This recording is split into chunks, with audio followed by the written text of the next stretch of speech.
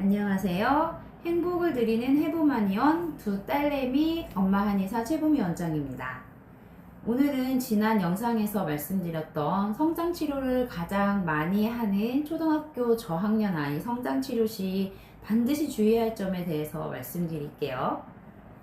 성장치료 했더니 아이가 잘 크는 것 같았는데 성장이 빠르게 멈춰 최종 키는 결국 커지지 않았다?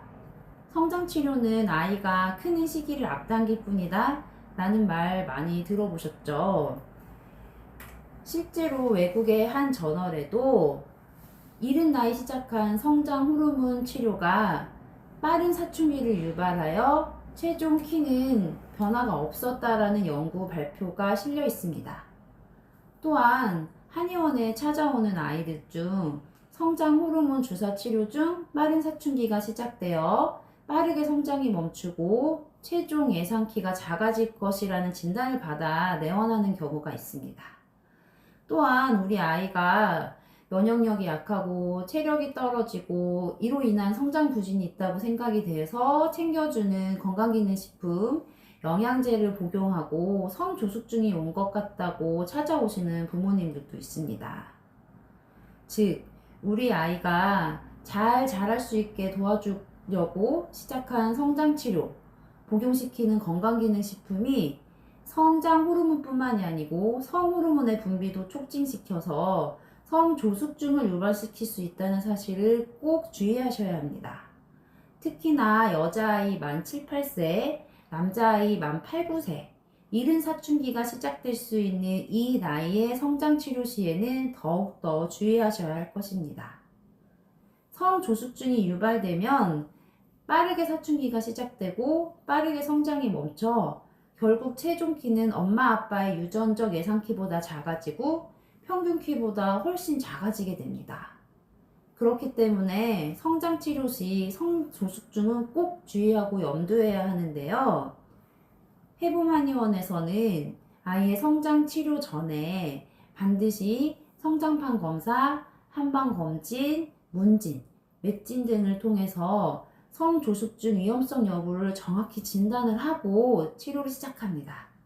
또한 성장치료 중에도 이러한 검사들을 통해서 성조숙증을 예방, 치료해 줍니다. 성조숙증, 요즘 아이를 키우는 부모님이라며 많이들 알고 계시는 질환입니다. 하지만 불과 약 20년 전에만 해도 성조숙증을 진단받는 아이의 수는 3,000명이 안 되는 희귀질환이었습니다. 그런데 20년 사이 그 수치는 63배 급증을 해서 2022년도에는 약 18만 명의 아이가 성조숙증을 진단받아 치료하고 있습니다. 1년에 태어나는 신생아 수가 약 25만 명인데 성조숙증 하나 수가 약 18만 명. 그 수치가 정말 엄청나죠. 성조숙증을 진단받는 아이 중 약 82%가 여아인데요. 그러니까 18만 명 중 약 14만 5천 명입니다. 성조숙증을 진단받는 여아의 보통 나이는 만 7세에서 8세. 2014년 15년에 태어난 출생 여아 수는 약 22만 명으로 대다수의 아이가 성조숙증을 치료받고 있다는 사실입니다.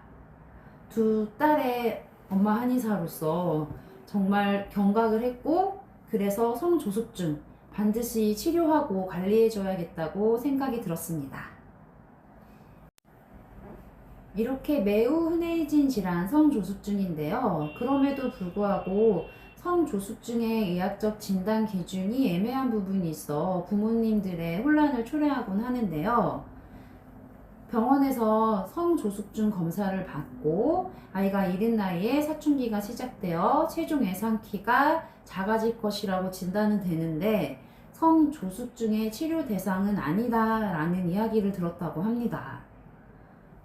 빠르게 사춘기가 시작되어 최종 키가 작아질 것인데 성조숙증의 치료 대상은 아니다? 이게 무슨 말일까요?